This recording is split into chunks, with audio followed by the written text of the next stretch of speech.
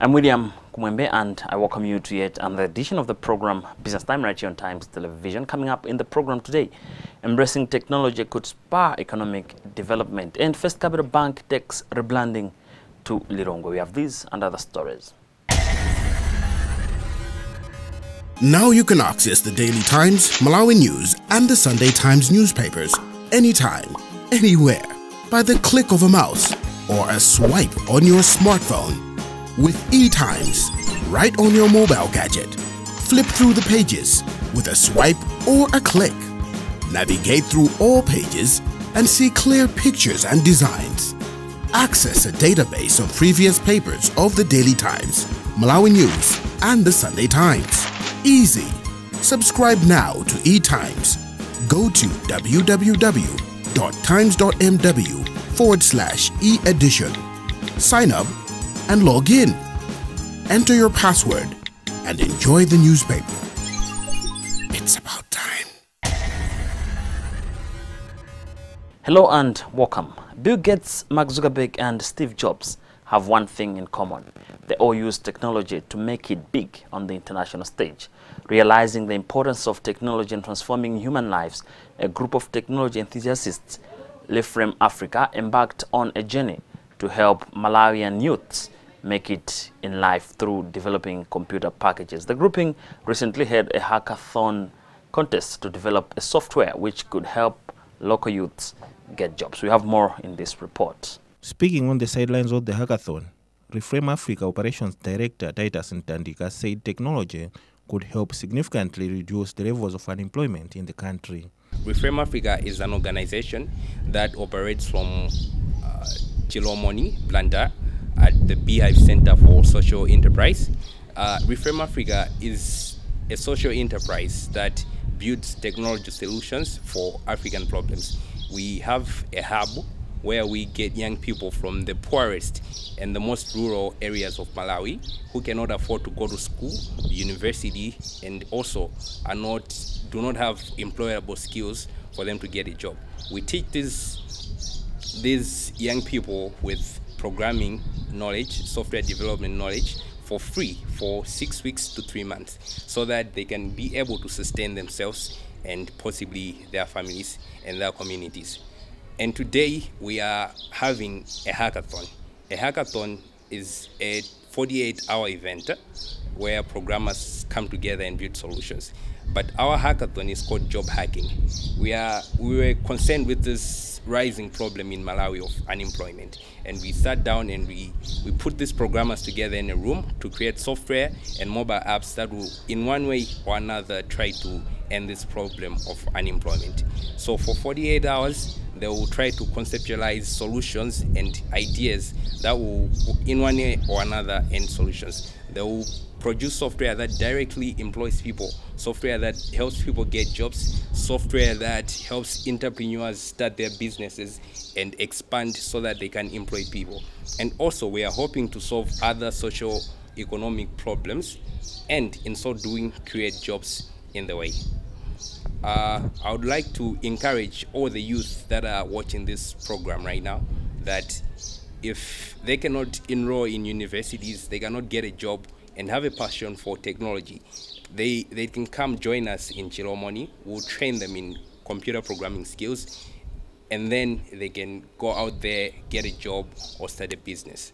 One of the participants in the hackathon, Tawina Nkwate, expressed hope that computer programming would help her realize her dream of becoming an entrepreneur. I will encourage my fellow young youth about programming. Programming is all about coding. It's not for boys only, but it's for both boys and girls. I'll benefit a lot from this program because it will encourage me to be an entrepreneur.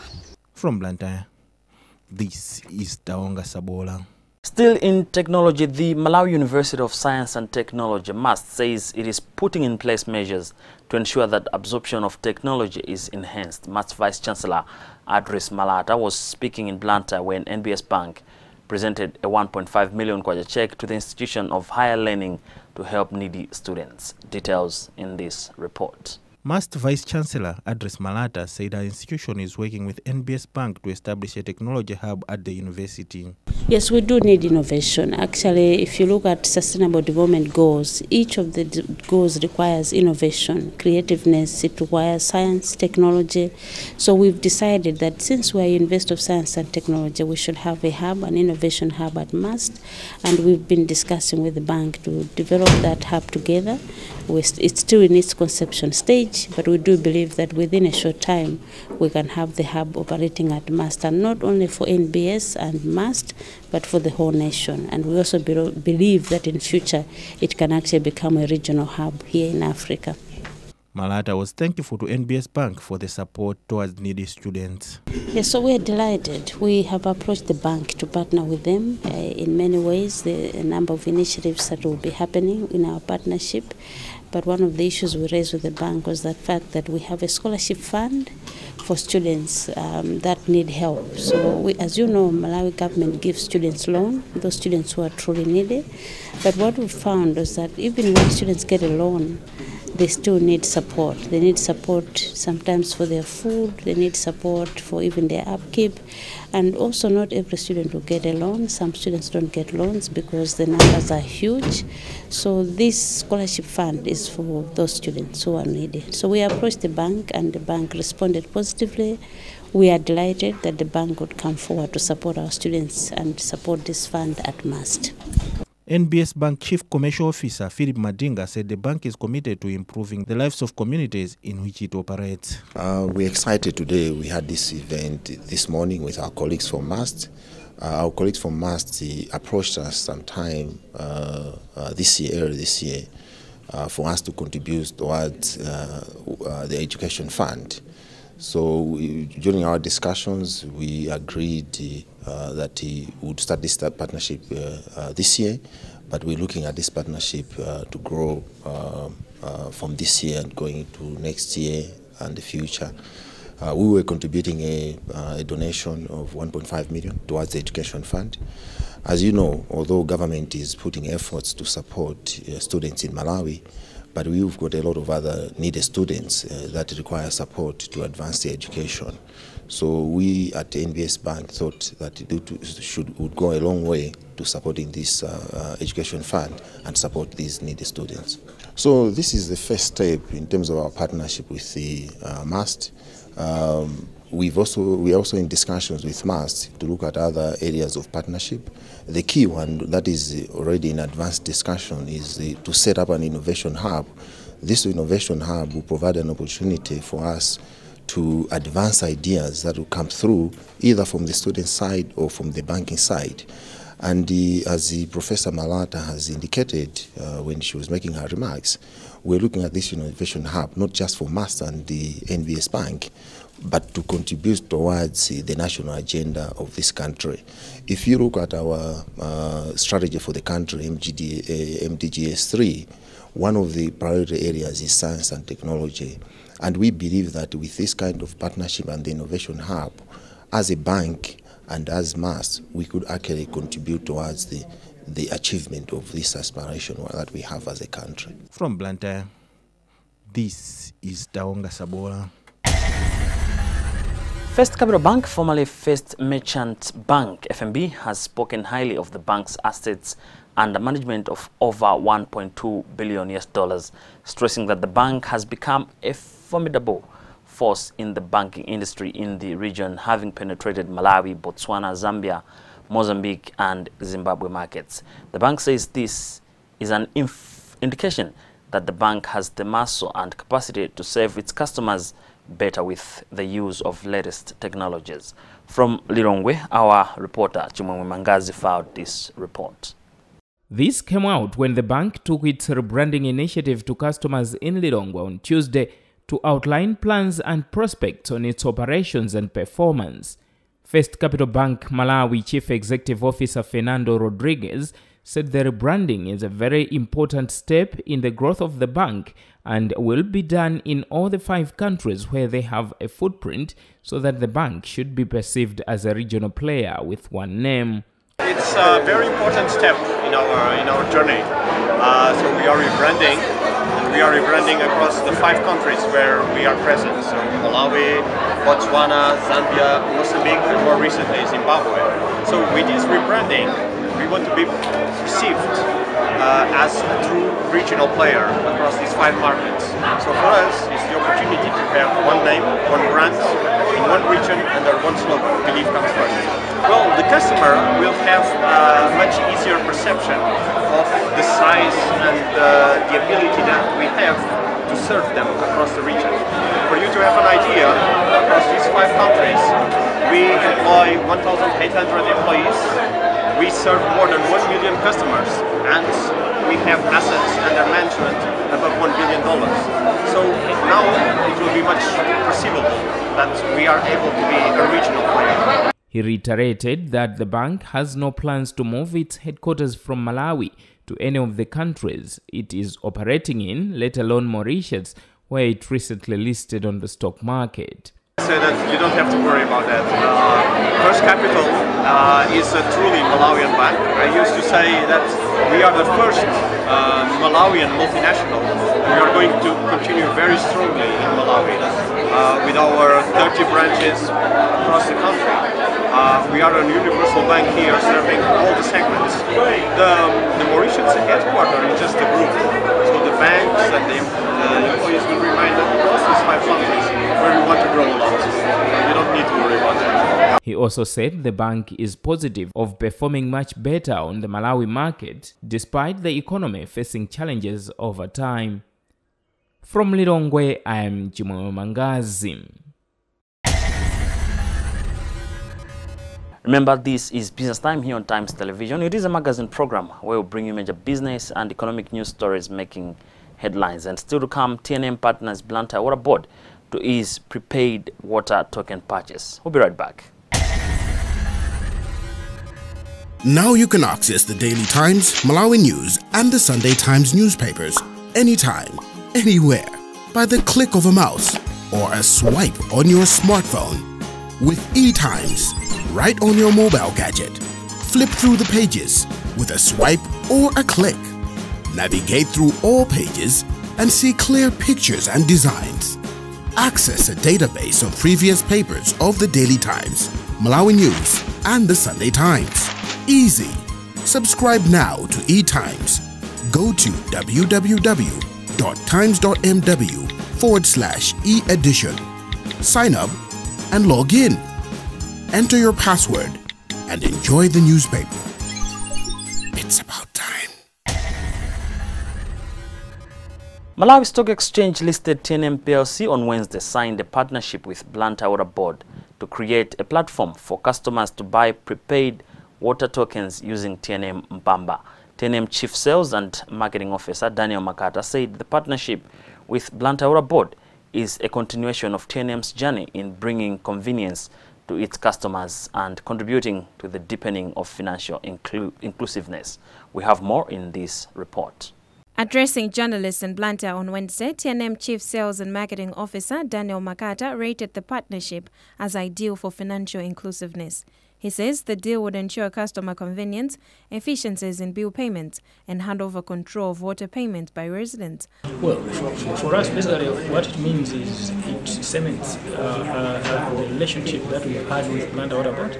You remember, before this, people were still able to pay for their water, postpaid water, using Mpamba, but we thought we need to take it further by introducing also prepaid water on Blantyre Water Board.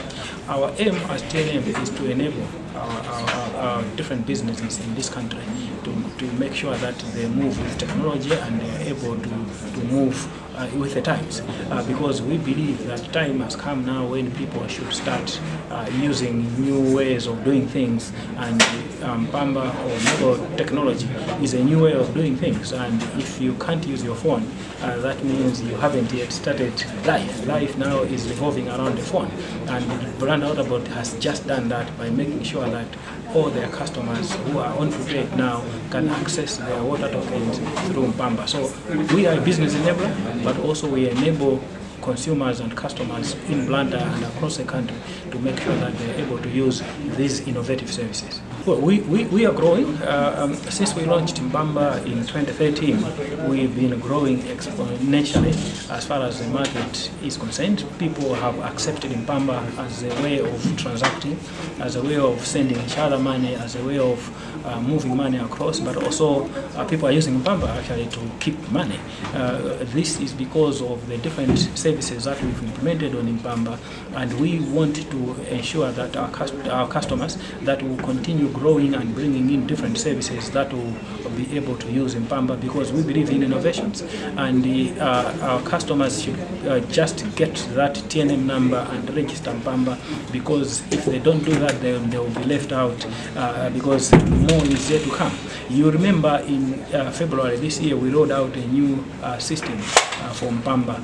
That system actually unlocks a lot of innovations and services that we are yet to roll out, and these services that we're rolling out now are just a tip of the iceberg. So I would want to encourage our customers to start using Mbamba, because more is yet to come on Mbamba. It's a service and a solution that is capable of doing a lot. And also let me welcome different companies and individuals that want to partner with Mobile Money and Mbamba in particular. We are ready to enable their businesses so that they can provide efficient and effective payment systems, because we are a payment system that is efficient, convenient, that will give access to their customers 24/7.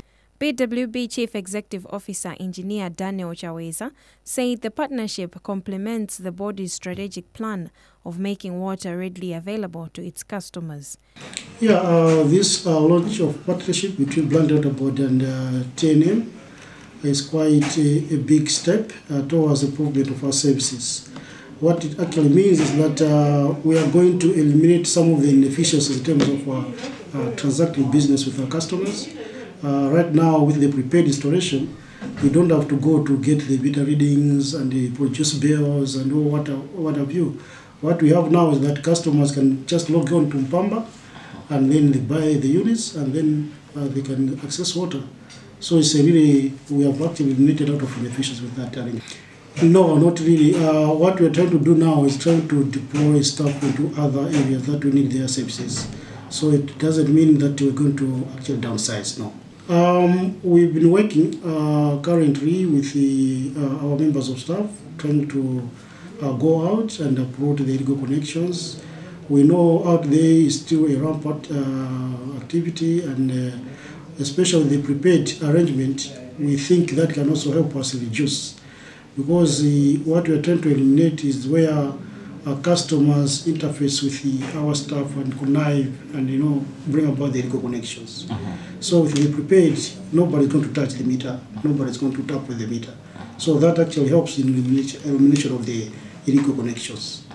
Over 8,000 BWB customers are currently on prepaid water payment. Now you can access the Daily Times, Malawi News, and the Sunday Times newspapers anytime, anywhere, by the click of a mouse or a swipe on your smartphone. With eTimes, right on your mobile gadget. Flip through the pages with a swipe or a click. Navigate through all pages and see clear pictures and designs. Access a database of previous papers of the Daily Times, Malawi News, and the Sunday Times. Easy. Subscribe now to eTimes. Go to www.times.mw/e-edition. Sign up and log in. Enter your password and enjoy the newspaper.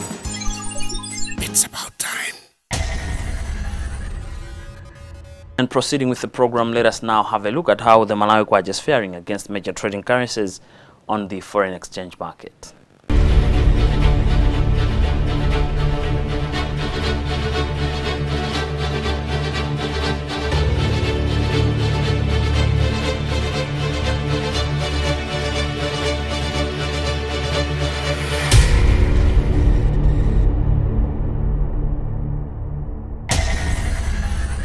A Kenyan wildlife enthusiast who is on a course to walk 4,200 kilometers in 160 days to raise awareness on preserving elephant tusks in the sub-Saharan region has tipped the Malawi government to consider increasing its budget towards wildlife to win the fight against wildlife crime.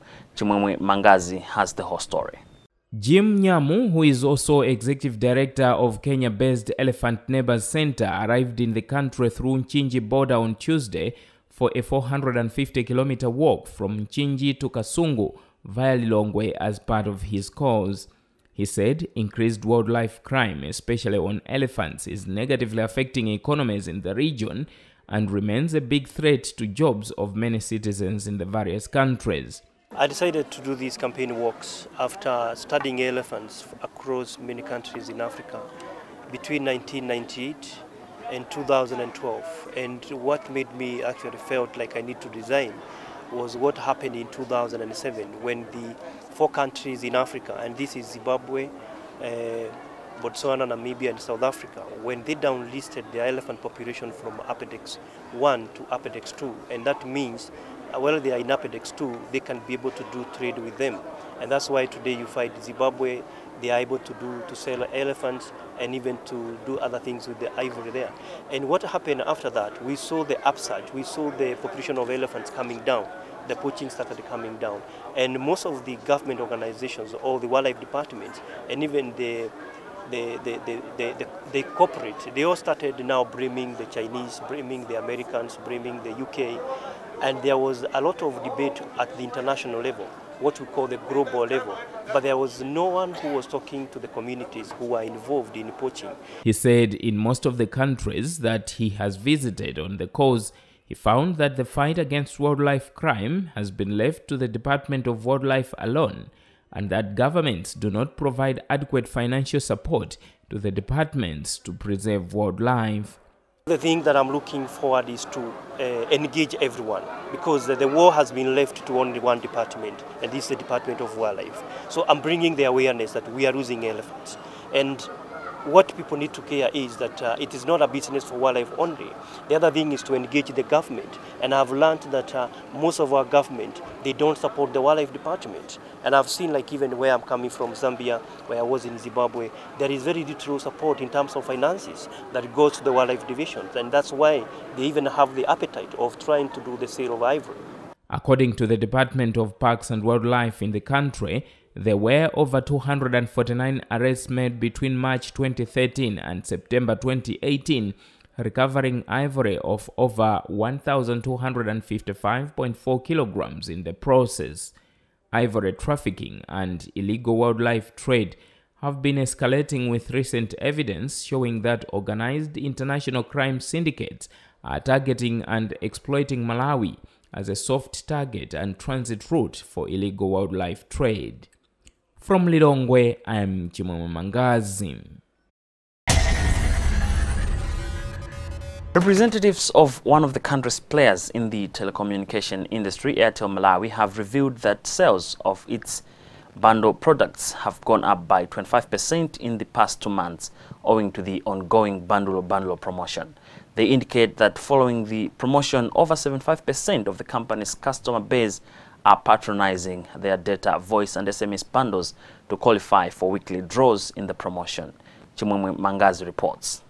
Airtel Malawi Marketing Director Frank Magombo said the company's initial intention was to reward customers, but has been overwhelmed with double-digit growth in participation of the customers every week. We have seen over 25% engagement of customers buying bundles, and week on week there's been double-digit growth in terms of participation in the promotion, which is quite exciting for us. And mostly with the launch of this promotion, you know, we introduced new voice bundles called Titoke bundles, and these bundles have been growing week on week. We've got a huge number of customers that are buying these bundles, and that's for us quite exciting. The other objective behind us rewarding customers was to change behavior, to encourage our customers to start buying bundles, and that's what we've seen happening over the weeks. In a draw that was conducted early this week, Mayami Komandula and Veronica Kumwemwa won 1 million kwacha each as the weekly grand winner in the promotion. The promotion is expected to come to an end at the end of the month of November, after creating a millionaire in each of the 28 districts in the country. The grand winner will walk away with a 10 million kwacha grand prize. From Lilongwe, I am Chimwemwe Mangazi. Oh, with that story, we've also come to the end of today's edition of the program Business Time here on Times Television, a magazine program where we bring you major business and economic news stories making headlines. On behalf of the entire production team, my name is William Kumwembe. But always remember, if it doesn't make money, it doesn't make sense. Bye for now.